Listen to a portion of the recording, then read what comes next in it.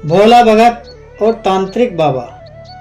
3 पहाड़ों से घिरा हुआ गांव शिवपुरा था। उसके तीनों ओर पहाड़ थे। पहाड़ों के बीच में एक स्वच्छ निर्मल जल से ओत-प्रोत नदी बहती थी। नदी के किनारे पे भगवान शिव का मंदिर था, शिवालय था, जो बहुत ही चमत्कारी था। उसमें भगवान शिव, माता पार्वती, स्वामी कार्तिकेय, भगवान गणेश की और नंदीश्वर की सुंदर सुंदर प्रतिमाएं थी। गांव में राम रखा नाम का व्यक्ति रहता था।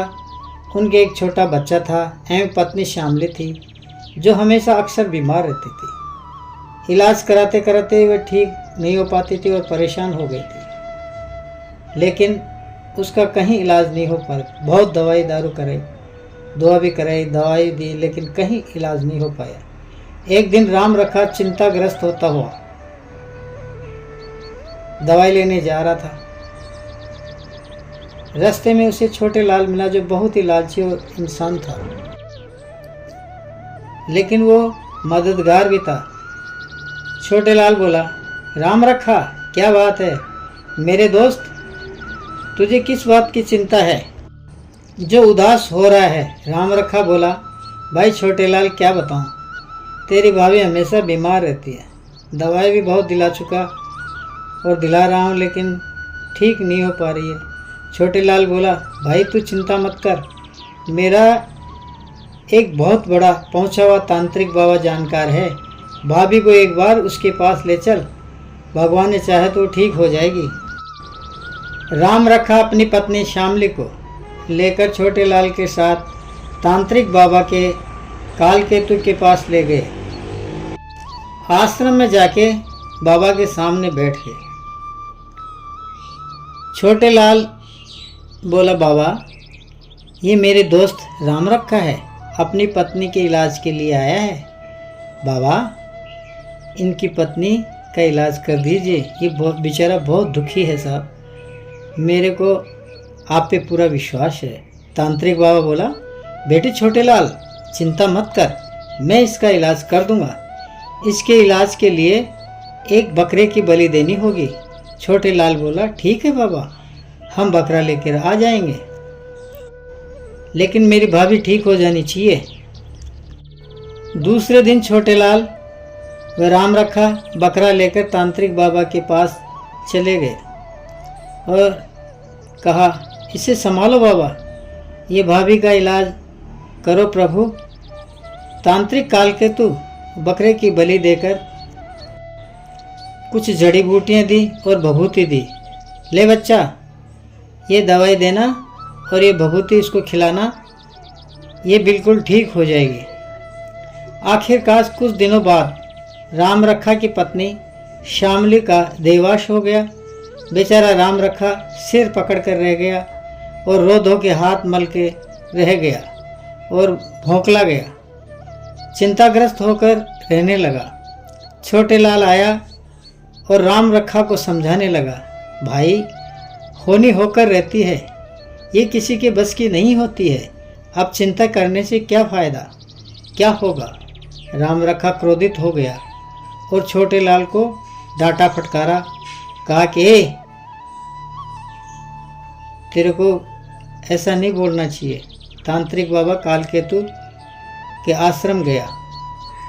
राम रखा, ए धुरत, ए पाखंडी, हम जैसे भोले भाले लोगों को झूठ मूठ पाखंड करके लूटते रहते हो, ठगते रहते हो, जीवों की बलि देते रहते हो और बलि के नाम पर जीव हत्या करते रहते हो। तांत्रिक बाबा कालकेतु राम रखा पर बहुत क्रोधित हुआ और बोला, अरे मूर्ख, मैं तेरा भलाई चाहता था, लेकिन तेरी पत्नी कैसे मरी ये मैं क्या जानूं।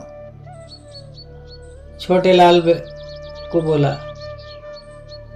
बेटा इस तेरे दोस्त का भला चाहता है तो तू इसे यहाँ से ले जा, वरना मुझे गुस्सा आ गया तो मैं कहीं मेरे हाथों अनर्थ हो जाएगा, इसको भस्म कर दूंगा। छोटे लाल बाबा के गुस्से से डर गया और राम रखा को पकड़कर घर पे ले गया राम रखा पत्नी श्यामली के स्वर्गवास हो जाने के बाद बच्चे की देखरेख करने लगा और बच्चे को शिव मंदिर ले जाने लगा। एक दिन तबीयत खराब हो जाने के कारण शिवालय में उसका देहवास हो गया। बच्चे को शिव जी के भरोसे छोड़कर वह चला गया और शिवालय में बच्चा रहकर धीरे धीरे बढ़ने लगा। लोगों ने बच्चे का नाम भोला रख दिया।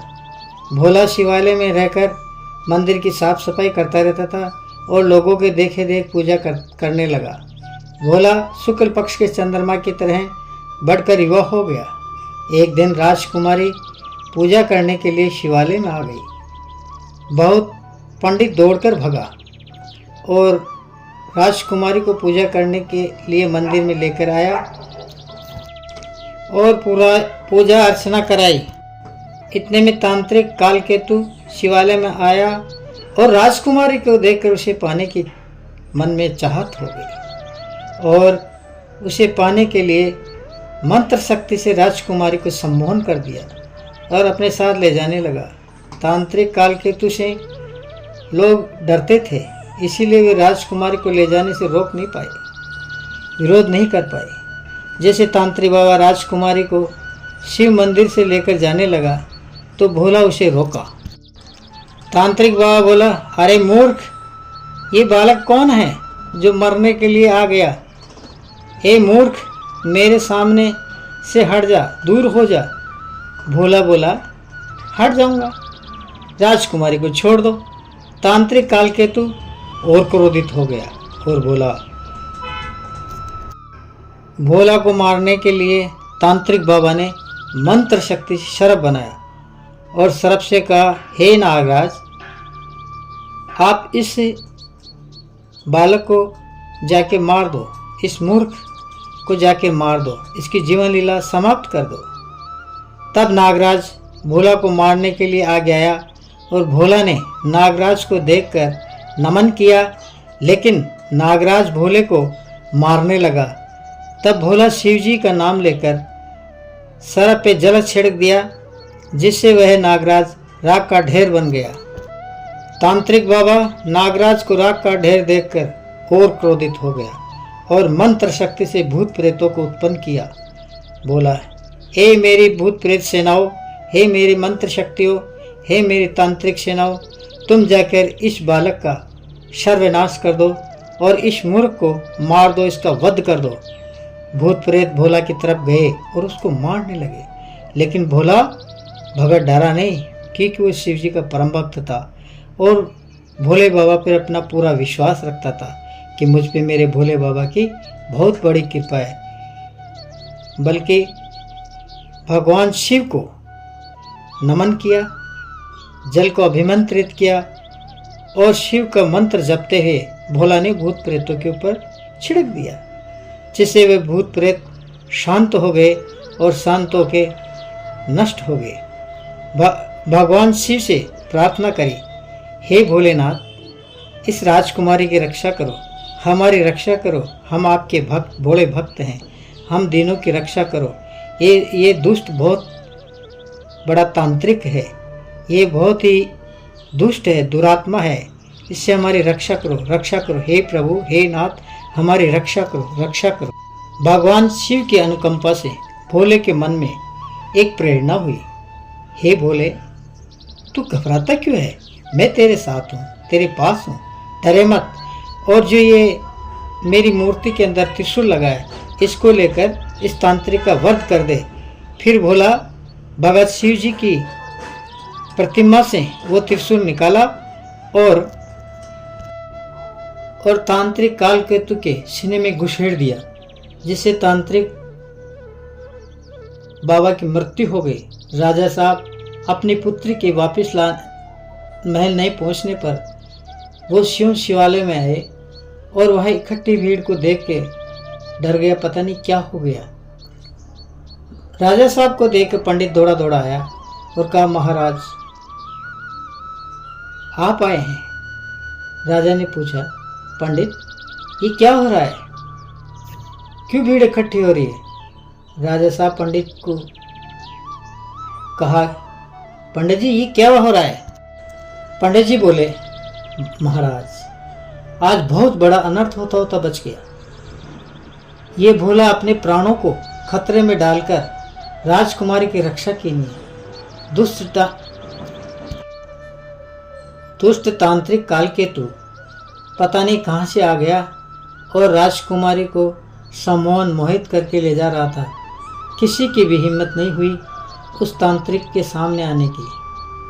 ये राजा साहब को सारा माजरा समझ में आ गया और भोला की हिम्मत देखकर पीठ को थपथपाई। राजा साहब ने राजकुमारी की शादी भगवान शिव की अनुकंपा से भोला भगत के साथ कर दी। भगवान शिव कितने दयालु, कृपालु, करुणा निधान है। अपने भक्तों के लिए क्या नहीं कर सकते। वो दया के सागर है। अपने भोला भक्तों का भला करने के लिए मेरे महादेव राजा को रंक और रंक को राजा बना देते हैं। रोड से पड़े भिखारी को भी वो राजा बना देते हैं। मेरे भोलेनाथ क्या नहीं देते हैं। मेरे शिव शंकर, मेरे महादेव करुणा के सागर, मेरे भगत भोला ऐसा ही है। भोले बाबा की जय, काशी विश्वनाथ की जय। हर हर महादेव, हर हर महादेव।